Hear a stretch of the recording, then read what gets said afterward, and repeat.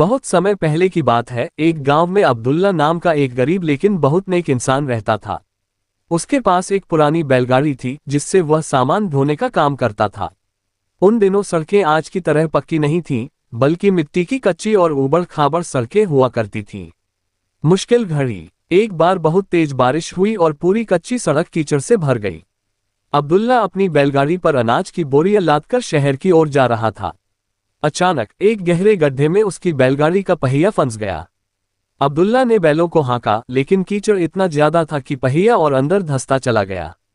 थक हार कर अब्दुल्ला किनारे बैठ गया और दुआ करने लगा, ऐ अल्लाह, मेरी मदद कर, मैं बहुत मुसीबत में हूँ। तभी वहां से एक बुजुर्ग और अक्लमंद शख्स गुजरे। उन्होंने देखा कि अब्दुल्ला हाथ जोड़कर बैठा है और बैलगाड़ी वैसे ही फंसी हुई है। उन्होंने पास आकर पूछा, बेटा, तुम पहिए को धक्का क्यों नहीं लगा रहे? अब्दुल्ला ने कहा, बाबा, मैं अल्लाह से दुआ कर रहा हूं कि वह मेरी मुश्किल हल कर दे।